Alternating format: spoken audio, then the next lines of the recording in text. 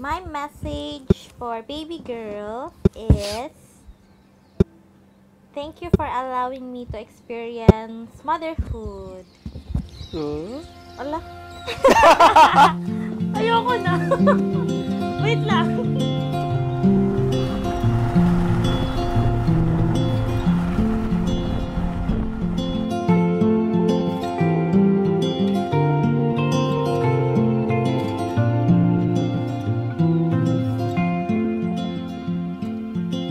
Sunlight fell and reminded me that life can be so gracious sometimes.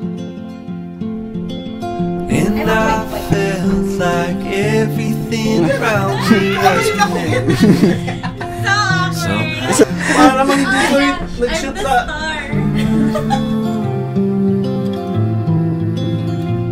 Grabe, parang kailan lang kasal ah. Baby. They say, hold on to the ones you love. Keep them close to you. They say, hold on to this time we have, and let the light shine through. Ano yun?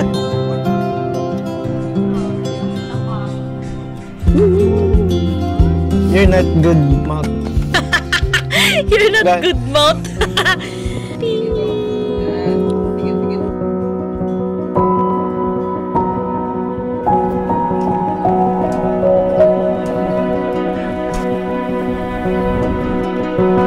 Yeah, baby.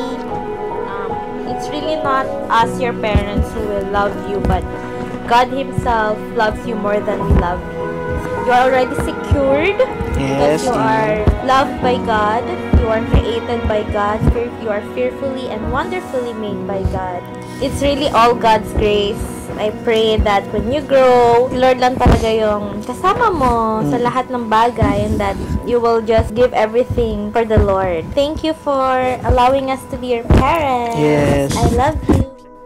Baby, we're excited for you. Before pa lang we are dating, we prayed for you, and God revealed you already sa amin when we are dating. You are a blessing sa amin ni mami mo. Our prayer is you grow with fear in the Lord, with love, and you will serve the Lord then paglaki mo. Same sa amin ng parents mo, and we dedicate you na kay Lord in Jesus name. I love you, Mia. Super duper excited na si Papa mo, si Daddy mo, Papa Daddy. Kahit ano, basta excited na kami. We love you. See you soon.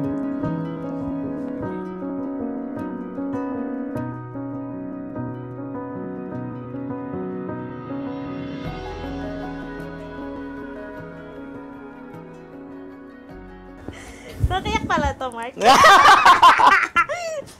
Hindi ko na-expect yun. Ba't gano'n?